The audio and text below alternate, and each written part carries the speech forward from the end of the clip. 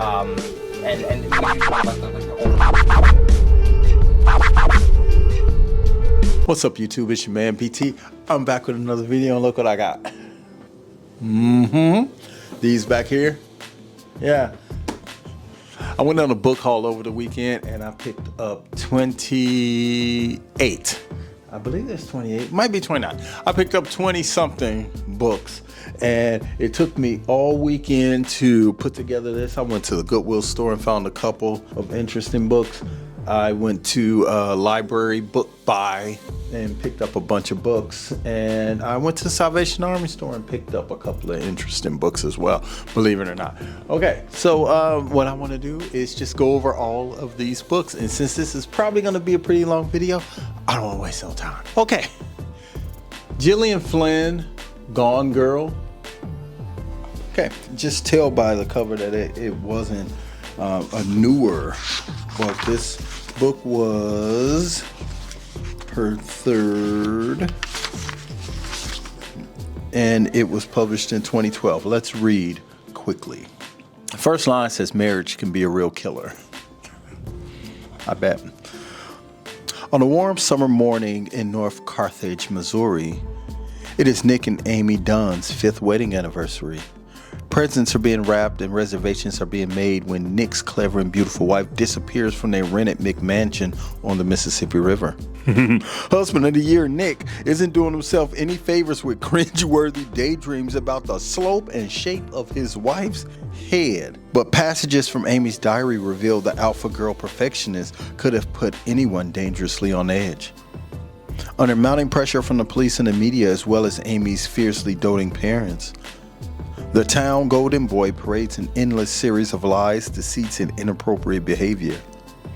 Nick is oddly evasive and he's definitely bitter.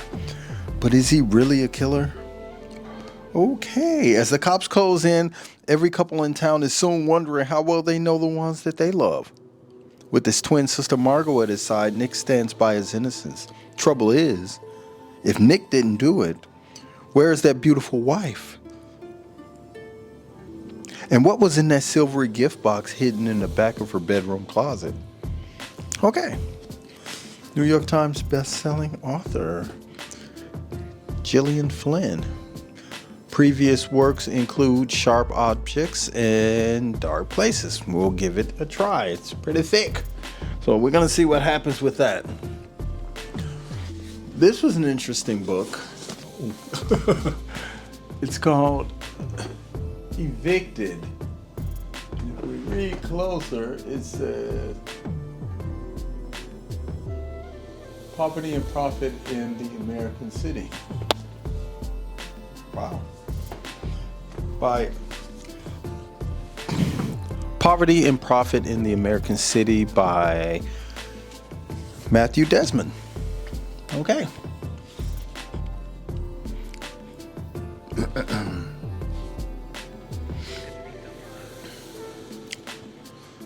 Okay, let's read. In this brilliant, heartbreaking book, Matthew Desmond takes us into the poorest neighborhoods of Milwaukee to tell the story of 8 families on the edge. Arlene is a single mother trying to raise her 2 sons on the $20 a month she has left after paying for their rundown apartment. Scott is a gentle nurse consumed by a heroin addiction.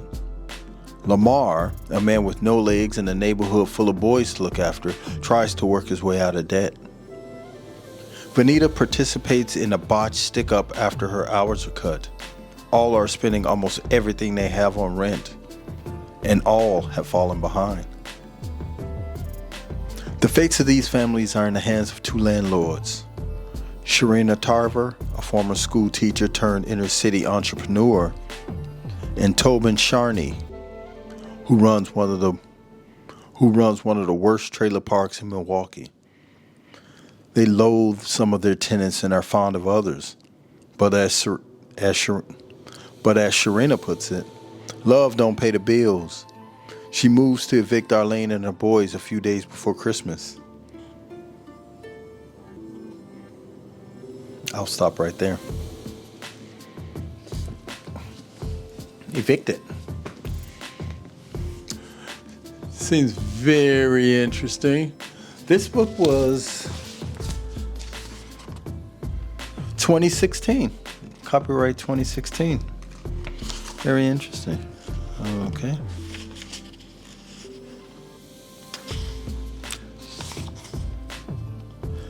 Okay, so there's an author's note I want to read as well. This is a work of nonfiction. Most of the events described in this book took place between May 2008 and December 2009. Except where indicated in the notes, all the events have occurred within that time period were witnessed firsthand. All quotations were captured by a digital recorder or copied from official documents. The names of tenants, their children, and their relatives, as well as the landlords and their workers, have been changed to protect their privacy. So, nonfiction book, y'all. Definitely interested in that. This, okay. The next book I picked up was Growing Up Bin Laden. Osama's wife and son take us inside their secret world. Growing Up Bin Laden. So this seemed interesting. I could probably figure out when this book was written. It was in 2009, y'all. Okay, so this one has a stamp in it. Okay, we dedicate this book to every innocent person who has suffered pain or lost their life in terror attacks throughout the world, and their families who continue to suffer and mourn them. We pray for peace all over the world. Okay, so this book seems to be in 3 parts. One part is early days in Saudi Arabia, our life in Khartoum to Africa, family affairs, and then Afghanistan. So, okay, so this is very interesting. Let's read.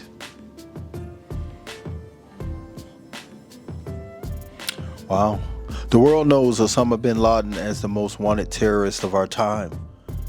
But people are not born terrorists, and bin Laden has so carefully guarded the details about himself and his family that little is known about how he became one. Until now, when Osama's first wife and 4th-born son break the silence to show us the private truth about a public enemy.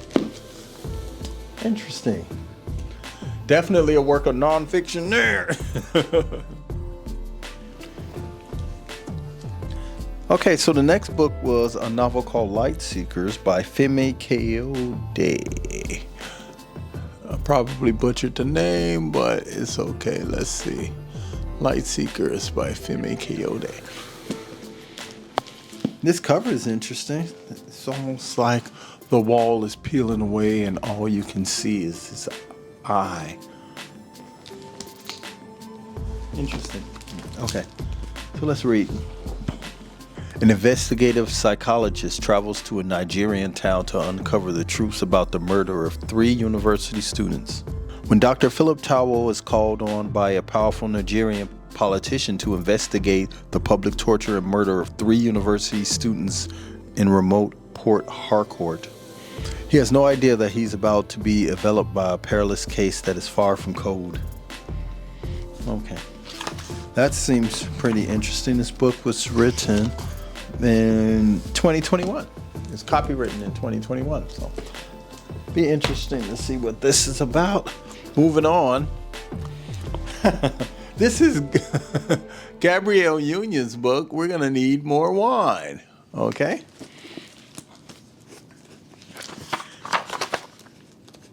Stories that are funny, complicated, and true. Very interesting. 2017, Gabrielle Union.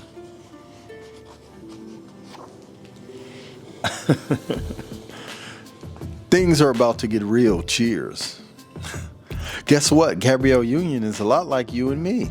While you likely know her from her many film and television roles, her work as an activist on behalf of victims of sexual assault, her smart statements about the place of women, especially black women in the world and in Hollywood, or her status as one half of the Wade Union power couple, or at least that once was. She's also navigating today's world in a way that's far too familiar. She has to get over her family baggage. Go through the wrong men to get to the right one, and push her way. Wow. And push her way past head shakers and naysayers who thought she was less than. She has lost boyfriends and best friends. She has lived through divorce. She has fought for jobs and supported men who didn't hold up their end of the bargain. Sounds familiar? Okay. Gabrielle Union, I guess, making the bestsellers list is not as difficult as it may seem. But that was an interesting book to find at the library book sale. Okay, the next book I have is The Triumph of Sam Cooke. It's called Dream Boogie. This is a good bookshelf book. Okay. The life of Sam Cooke.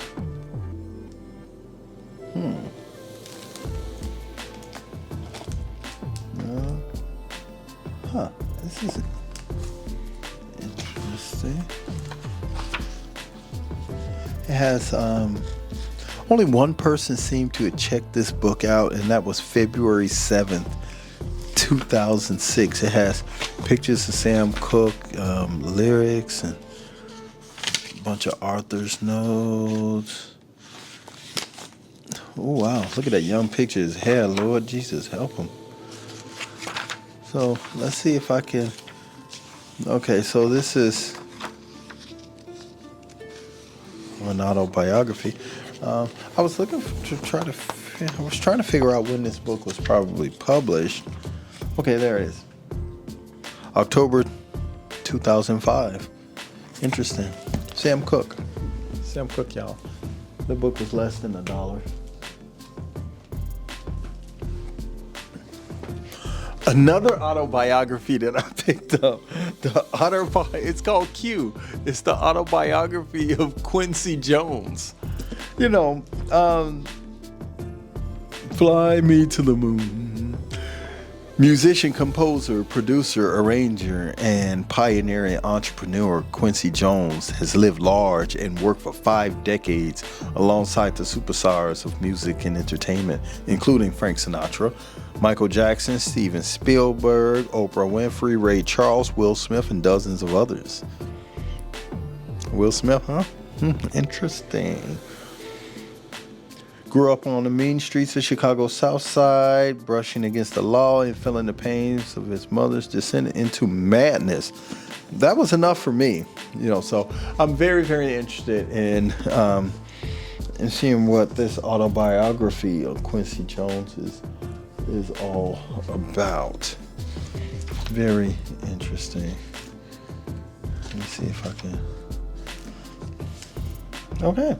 So we'll get to check that out as well. Okay. Here's a novel. It's called How Lucky. This is by Will Leach.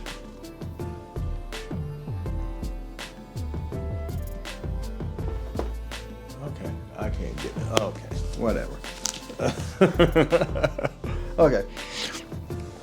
Daniel leads a rich life in the university town of Athens, Georgia. He's got a couple of close friends, a steady paycheck, working for a regional airline, and of course, for a few glorious days each fall, college football tailgates. He considers himself to be mostly a lucky guy, despite the fact that he's suffered from a debilitating disease since he was a small child, one that has left him unable to speak or to move without a wheelchair. Largely confined to his home, Daniel spends the hours he's not online communicating with irate air travelers, observing his neighborhood from his front porch. One young woman passes by so frequently that spotting her out the window has become part of his daily routine. Until the day he's almost sure he sees her being kidnapped.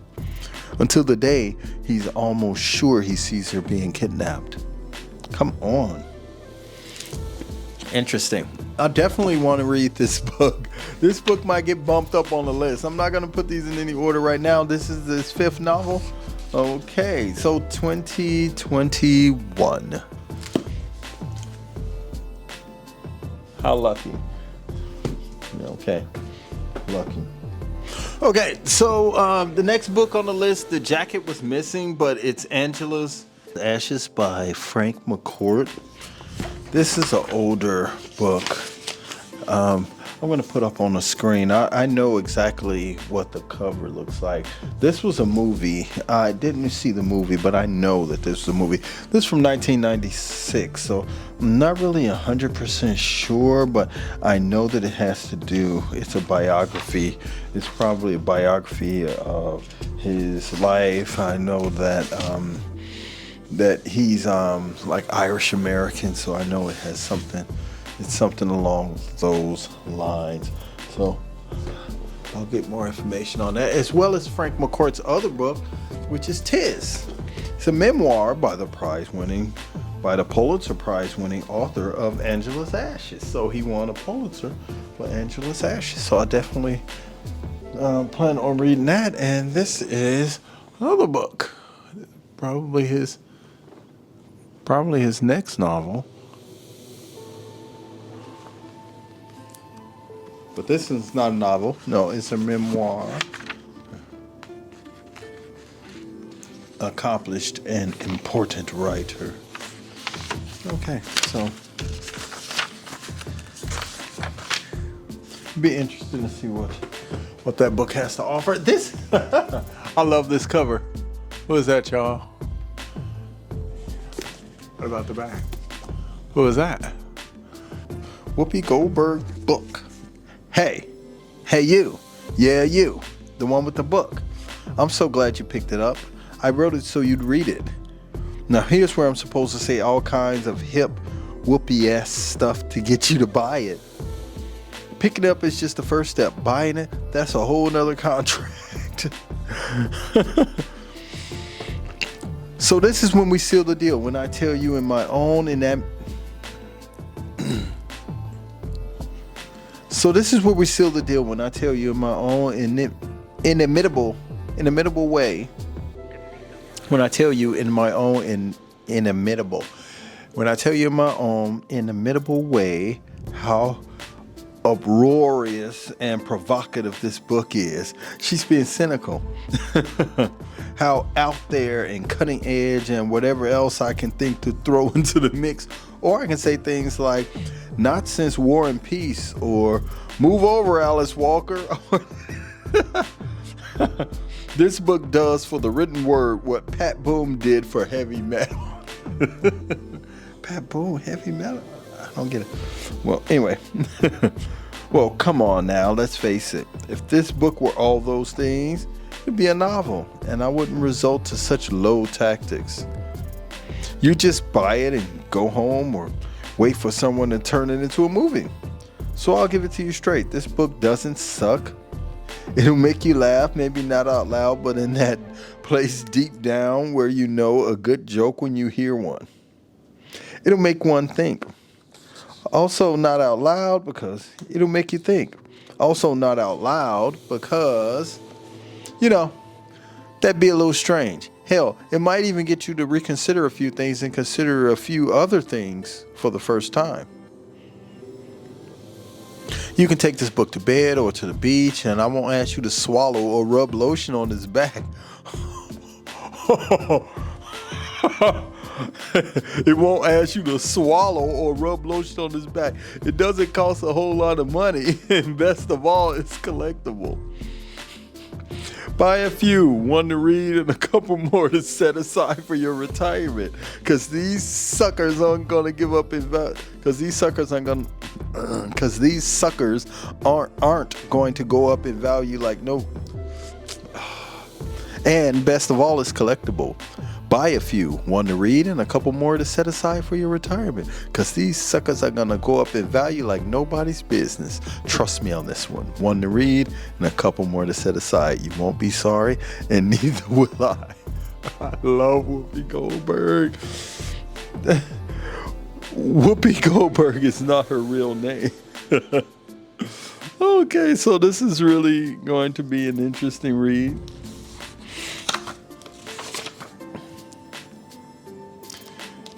(1997).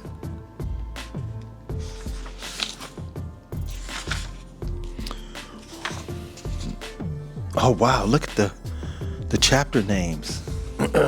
Or she calls them riffs, not chapters.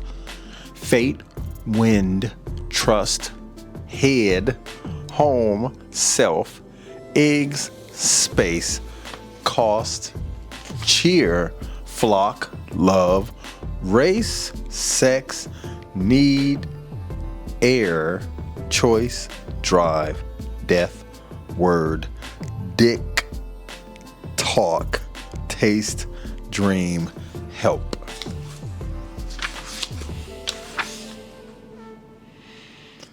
At birth, I knew something was coming. As soon as I popped into the birth room, I looked over in the corner, and there was my old man, Destiny, smiling at me. Whoopee, whoopee, whoopee. Very interesting. It's a short read, so this book may get read at my second job. 240 pages. I can knock that out. Okay.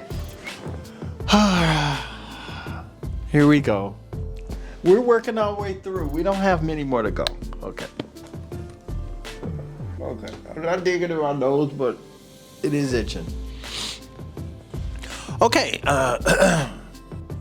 Now a major motion picture. Okay, Dead Man Walking. Sister Helen Prejean. Dead Man Walking. Of course, that was a movie. Susan Sarandon and Sean Penn. Hold them up for you to see. That's going to be interesting. I remember this story. In 1982, Sister Helen Prejean became the spiritual advisor of Patrick Saunier,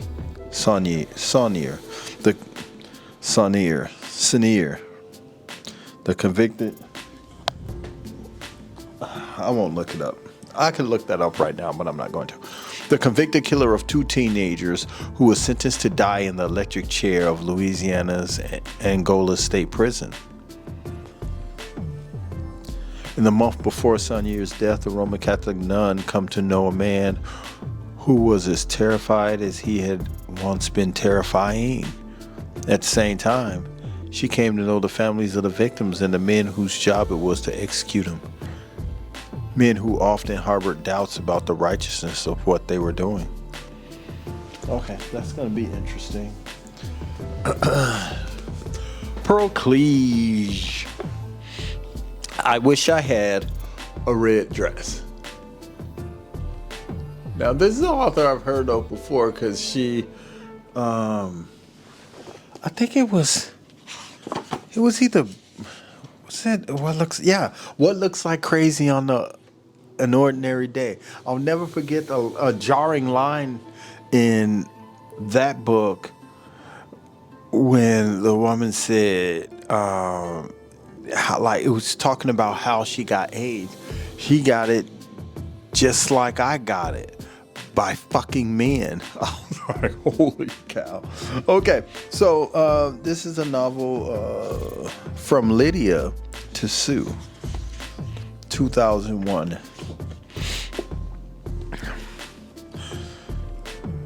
Since Joyce Marshall was widowed 5 years ago, she kept herself occupied by running the sewing circus, an all-girl group she founded to provide badly needed services to young women at risk, many of whom are single mothers. But some nights, home alone, she has to admit that something is missing. And soon she may not even have the sewing circus to fill up her time, to fill up her life, as the state legislator has But some nights, home alone, she has to admit that something is missing. And soon, she may not even have the sewing circus to fill up her life, as the state legislature has decided not to fund the group. Sewing circus, it strikes a bell. So I'm wondering if this was a continuation, because I remember a book from long ago that was talking about the sewing circus. Now, the original term was sewing circle, which is a meeting group where a bunch of people got together and spoke about different things. But a sewing circus was like when it's like it was her way of saying that the group was just hodgepodge and out of control, things like that. So this is really interesting. It will be more interesting if I realize that I've actually read this already. Okay, so Pearl Cleage. I wish I had a red dress. Is definitely on my list. Okay. Okay, so the next two books I have are by Eli Wiesel. I've never heard of him, but one book is called Day and one book is called Night. I looked at Day, and it says it is the powerful conclusion to Eli Wiesel's masterful Night trilogy, which begins with the unforgettable memoir Night. So,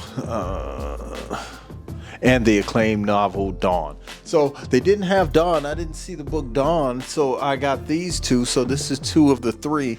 And starting with Night, it says, born in a town in Szeged, Transylvania, Eli Wiesel was a teenager when he and his family were taken from their home in 1944 to the Auschwitz concentration camp and then to Buchenwald.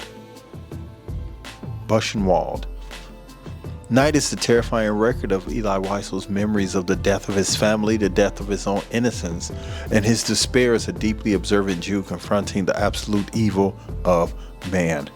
Very interesting. So that's enough for me on those two novels. So I picked up both of them, which were almost free, I tell you.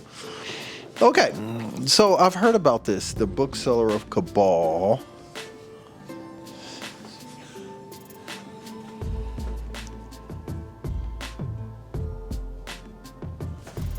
Okay, The Bookseller of Cabal. It is Ashney Searstrad.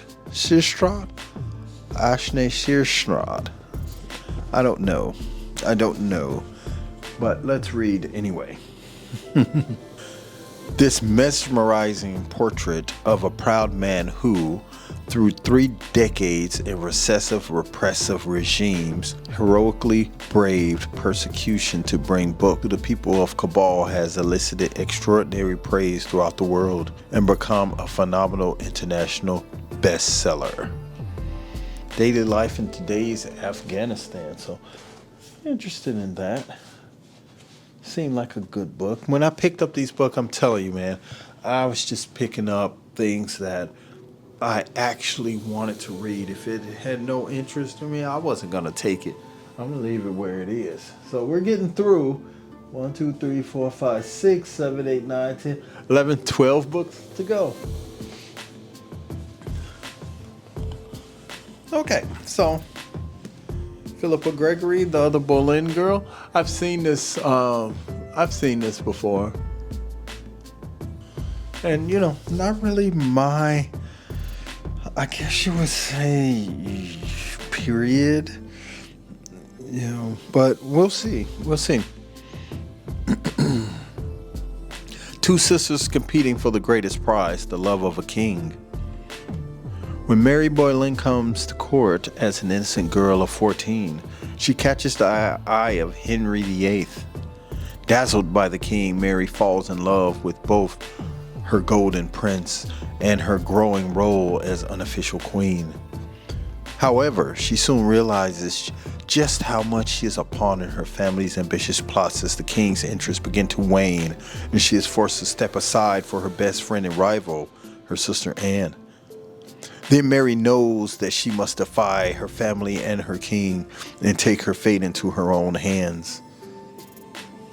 Okay. We'll see.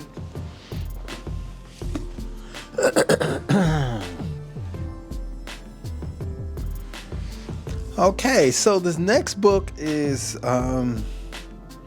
by Ransom Riggs, Hollow City, the second novel of Miss Peregrine's Peculiar Children. Hollow City.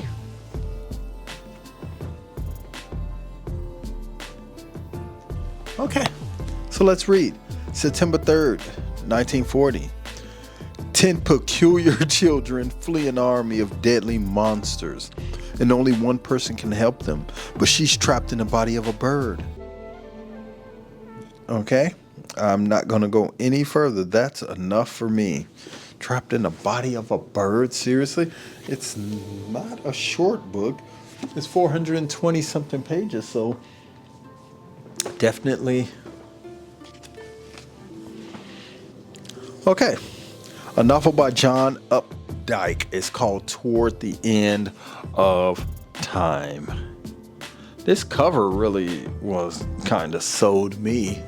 I saw this cover, I was like, I'm gonna read this book. Ben Turnbull, the hero of John Updike's 18th novel, is a 66-year-old retired investment counselor living north of Boston in the year 2020. A recent war between the United States and China has thinned the population and brought social chaos. The dollar has been locally replaced by Massachusetts scrip. Instead of taxes, one pays protection money to competing racketeers. Nevertheless, Ben's life, traced by his journal entries over the course of a year, retains many of its accustomed comforts as supervised by his vibrant wife, Gloria. He plays golf, he pays visits to his 5 children and 10 grandchildren. Something of a science buff, he finds his personal history caught up in the disjunctions and vagaries of the many worlds. The vagaries of the many worlds hypothesis derived from the indeterminacy of quantum theory. His identity branches into various extents back through history and ahead in the evolution of the universe, and is both his own moral nature and shroud existence moving toward the end of time. Okay, so he said a lot. He said a lot. Okay, so I'm not going to go any further with this. This is probably not going to be something that's like at the top of my list. Hello City seems really interested, so that may be close. Hey, look at Miss Brown Eyes herself, Natalie Cole. Love Brought Me Back. Journey of Loss and Gain. Yeah.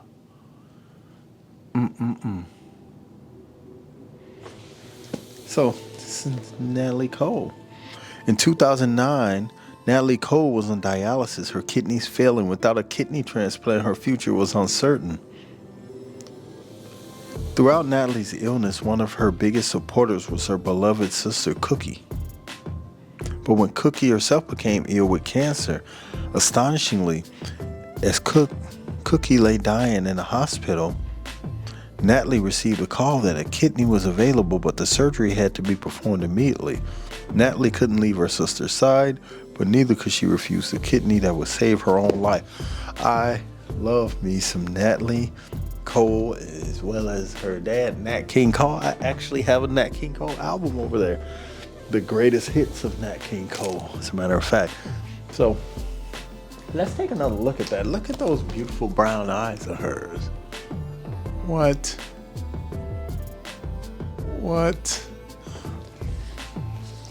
Love Natalie Cole. My mother loved Natalie Cole. Okay. Catherine Stockett, The Help. I've seen the movie, but of course, I want to read the book. If you don't know anything about it, you should read the book. I'm not even going to go into it, because if you don't know The Help, Lord, I don't know what to say about you. I really don't know what to say. 2009, okay?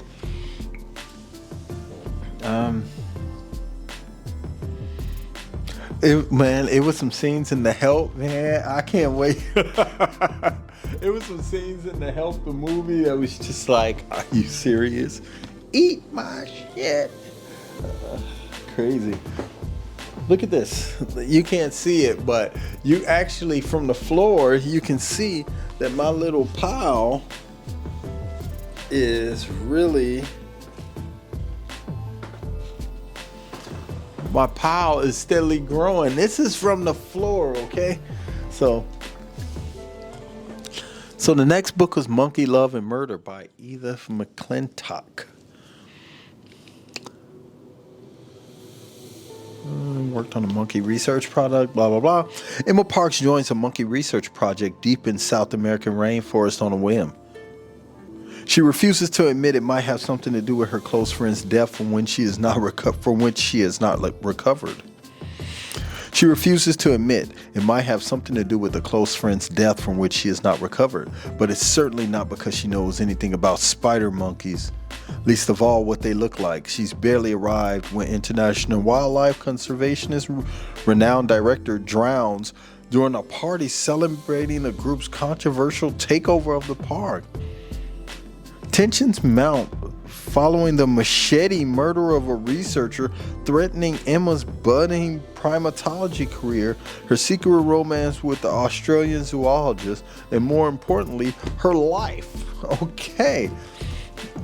March 2013 is when this book was stamped into the library. It was $25.95 at the time, and this was back in 2013. So this was a big deal.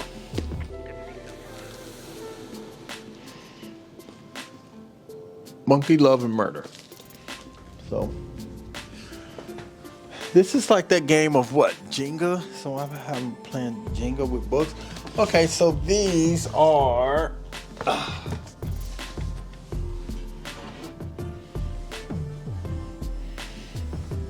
okay. We are moving quite along. I'm not even sure how long I've been recording, but let's keep going. Oprah's Book Club. Hey, Oprah, come on, man. Look how thick this book is. This is a Bible. Ken Follett, The Pillars of the Earth, New York Times bestseller. The Pillars of the Earth tells the story of Philip. Prior to Kingsbridge, a devout and resourceful monk driven to build the greatest Gothic cathedral the world has known. Of Tom, the mason who becomes his architect, a man divided in his soul, of the beautiful, elusive lady Aliena, haunted by a secret shame, and of the struggle between good and evil that will turn church against state and brother against brother. Wow, so this is huge. This is huge. Chicago sometimes said, wonderful will fascinate you, surround you. So this is a huge book. So looking forward to tackling this book in sections. This is a lot of reading too. It's almost 1,000 pages. Oprah, did you read it, or did somebody read that book for you and just give you the Cliff's Notes? 973. I guess when you got that Oprah money, you have that much time to see what happens when you start trying to say messy things or be messy about things. That's when something bad happens. Okay, these books are not gonna make it. Yes, they are.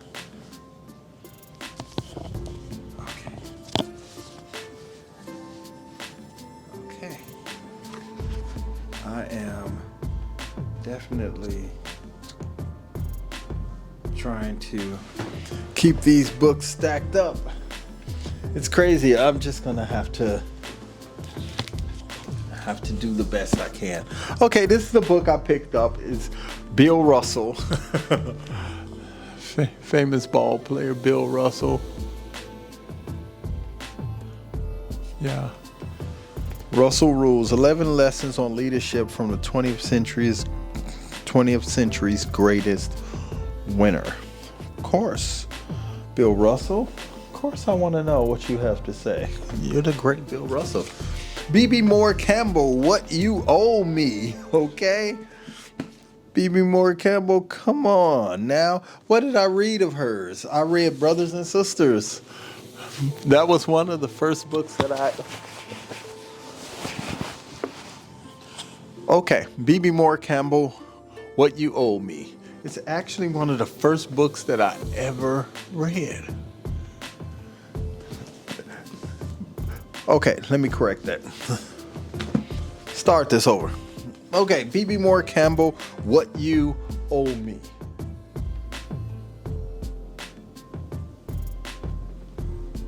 Okay, so Phoebe Moore Campbell is also the author of Brothers and Sisters, which is one of the first fiction novels that I ever read. That was a long time ago. Los Angeles, 1948. When Hosanna Clark recently arrived from the farm fields of Texas, befriends Holocaust survivor Gilda Rosenstein, she opens the door to a new life for both of them. Using Gilda's knowledge of cosmetics and Hosanna's energy and determination, they begin producing a line of lipsticks and lotions for black women. The two are more than business partners. They're dear friends. Then Gilda suddenly disappears, taking all the assets. Hosanna is doubly betrayed, financially ruined, emotionally bereft. When, years later, she dies, her small cosmetic company dies with her. But Hosanna leaves behind a daughter steeped in her mother's pain. Matrice is as smart and driven as her mother and savvy enough to recognize that white firms are competing not only for black consumer dollars, but for black professional talent as well. So this book is pretty deep, and it's pretty thick. Pretty thick for a novel. 531 pages is not terrible, but this will be something I definitely will try. Okay. Now, I'm a black man and I'm an avid book reader. So, of course, I have a copy of Roots. What's important about my copy of Roots is that it's very, very old. Matter of fact, this is a decent enough time. Since I'm down to my last 3 books, you know, who watches videos this far anyway? People who love me. That's who. Shucks.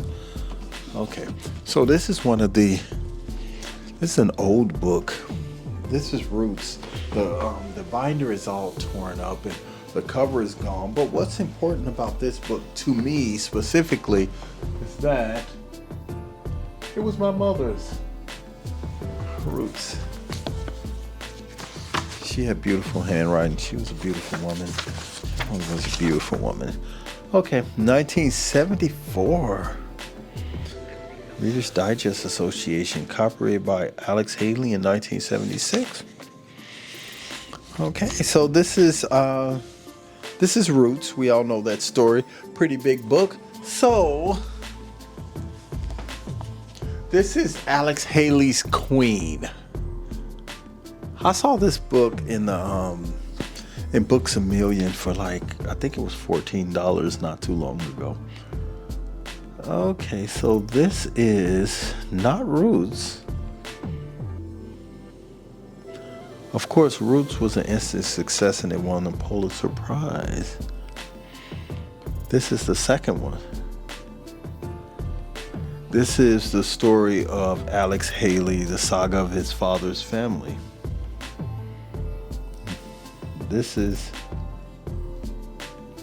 going to be very interesting. I'm not even going to go into it, but Alex Haley, you get down with Alex Haley, 670 pages, so that's a huge book. This is a book that even if in lieu of reading, I would definitely want it on my bookshelf regardless, you know what I'm saying? Okay. It's like Jenga. I'm not going to put this in that pile because this book is much too old and much too precious. Much too precious for me. Okay, so we're down to 2 books. This is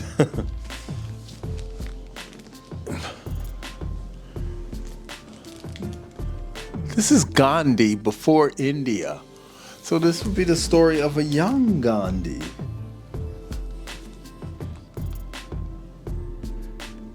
Biography of Mahatma Gandhi that gives us the most illuminating portrait we have had of the life, the work, and in the historical context of one of the most abidingly influential and controversial men in modern history. Here's the first volume of a magisterial. This is the first volume of a magisterial biography of Mahatma Gandhi that gives us the most illustrating portrait we have ever had of the life, the work, and the historical context of one of the most abidingly influential and controversial men in modern history. So this is a young Gandhi. So I'm definitely interested in that. He has one of my favorite quotes. It says, "Be the change you want to see in the world." I hope that's Gandhi since I already put it out there. Okay, this is leaning, but this is coming off the floor. Okay, so the very last book that I picked up. Okay, so those are my novels. Okay, I picked up this book, Jordan, only because it serves as a good coffee table book, and I grew up in Chicago, so I was around for that. So I did pick this up. I don't even really watch sports anymore. Too much time, too time consuming for me. So again, these are all of the books that I picked up, all 28 or 29. I've lost count. All 29 of them. So it will probably take me a year to read them all, but we'll see. I'll just do what I have to do. And I want to thank you for watching this video. I want to thank you for spending your time with me. I don't know how long you've spent, but I'm sure it's been a while. And thank you for watching this. I want to thank you for watching this book haul. So all of the books. I'm so excited. I don't know what I'm going to dive into first. A couple of them seem really good. Sometimes I like to just, knock out a short read really quickly and see what happens there. This Evicted seems really good. But before I can get into any of those books, I think the next book I'm going to read is, hey, I haven't done a review on Zora Neale Hurston's Barracoon. I mean, I read it, but I just haven't done a review on it. So look forward to this, to Barracoon. Matter of fact, I can do Barracoon. Excuse me. I can throw Barracoon in there. Matter of fact, I'll do them separately. But I just finished this book, Ta-Nehisi Coates' The Message, who's getting all kind of heat about this novel right now from critics. And I'll never tell which actually is a sleeper. It turned out to be very, very good, as well as on Audible. Ta-Nehisi Coates, Water Dancer, 2 hours away. So I'll be finished that tonight, and that will be all three of those books I will review at one time. Barracoon, I'm going to do a separate review on Barracoon. Nice and short. I might just add it on to make this longer, since I forgot to do a review on that. But I'm going to do Mitch Albom's The Little Liar. Let's I read this before. It's about a little boy who never told a lie. When the Nazis invade his home, he and tells him, they play a cruel trick on him, and they tell him that the trains would take his family to places where they can get jobs and places to live and all of these things. But of course, these trains are taking them to the concentration camps and Auschwitz.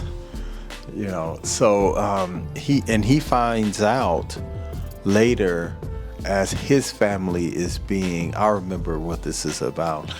While his family is being loaded, all the people that he loved are being loaded into this train, he realizes that it's just a ruse. And as a result, of course, it's just like he has to suffer the guilt of sending his family to their death. And as a result, he becomes a pathological liar. And he decides he's never going to tell the truth again. Mitch Albom.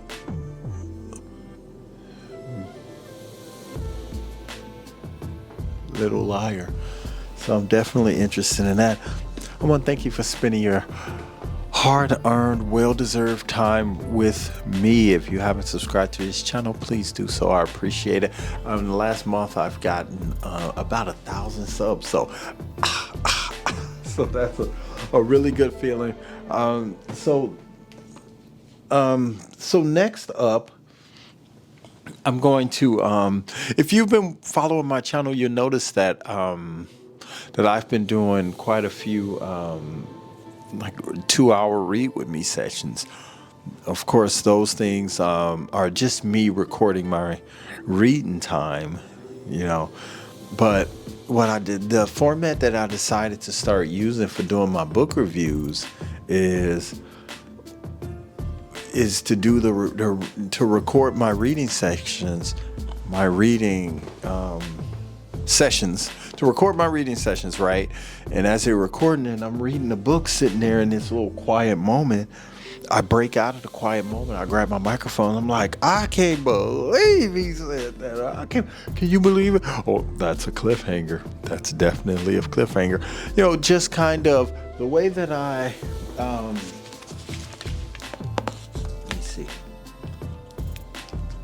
Okay, so instead of me having all of these notes that need to be translated, instead of me writing these things down and all of that, I think a better way for me would be to violence can't win. See, I don't even know exactly what this meant, so I have to literally go back and try to decipher my notes.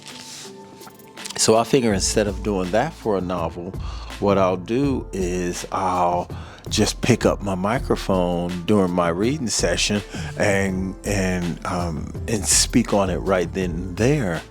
That way, when I can take those parts out of my 2-hour body doubling reading session and add them to my book reviews. So while I'm talking about the book, I can give you more of a first-hand account to how I felt while I was reading the book. Pretty smart, huh? It's funny that no one will probably know that little stroke of genius, because no one watches videos to the end anymore. That's too bad. But that's how I'm going to structure my videos. So we're going to see how that works. Whew. Excuse me. I'm tired. All I've been doing is the last few days is recording myself and just reading, going crazy. Especially after this weekend that I've been buying books, had to take a quick trip to Chicago, things of that nature. But anyway, I want to thank you for watching this video, and I'll see you in the next video on BT Bonner and the Black Lit Geek. Pieces. Yeah. Aggregate what they can do with PST effects, and we usually like the